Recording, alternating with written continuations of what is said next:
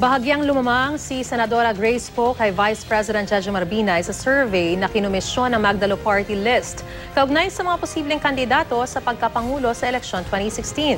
Sa parehong survey na umusa naman ni Senador Cheese Escudero si Antonio Trillanes IV sa pagkapangalawang pangulo. Balitang hatid ni Jam Sisante. Sa pinakahuling survey ng social weather stations ukol sa mga posibleng kumandidato sa 2016 presidential elections, 5 puntos lang ang naghihiwalay kay Vice President Jejomar Binay at Senadora Grace Poe. 36% ang nagsabing nais nilang maging pangulo si Binay, habang 31% ang pumili kay Poe sa tanong ng SWS sa 1,200 respondents na magpangalan ng 3 taong tingin nila'y dapat pumalit kay Pangulong Noynoy Aquino. Sa kabila nito, si Binay naniniwalang siya pa rin ang talagang nangungunang presidential contender. May tumawag sa akin, sabi yata sa isang TV station, meron pa palang pick 1. Yung sa pick 3, in both instances, ako pa rin ang ahead among the presidentiables. Yung pick 1, mas mataas ako doon.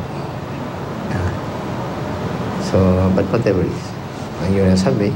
So, sa mga kabayan natin, maraming salamat po. Sa survey naman na isinagawa ng Magdalo Party List, nangunguna rin si Binay nang papiliin ang 2,937 na respondents kung sino ang iboboto nila sa listahan ng 10 posibleng kandidato. Ngunit nang gawing 6 na lang ang kandidatong pagpipilian, lamang na ng bahagya si Poe kay Binay. 31% ang nakuha ni Poe, habang 30.6% naman si Binay. Sinundan sila ni Davao City Mayor Rodrigo Duterte, DILG Secretary Mar Rojas, Senadora Miriam Defensor Santiago at dating Senador Panfilo Lacson. Pero giit ni Trillanes na kritiko ni Binay, hindi dinoktor ang Magdalo Survey. Sinusubukan pa ng GMA News na hingin ang panig nila Binay at Poe ukol sa Magdalo Survey. Lumabas sa parehong Magdalo Survey na sa vice presidential race, pumapangalawa lang si Trillanes kay Senador Cheese Escudero na malaki ang lamang sa kanya. If this is a propaganda tool, I would have fudged up my numbers. We use this as a basis for our strategic direction making and policy making. Sa ngayon, wala pa raw plano si Escudero para sa 2016.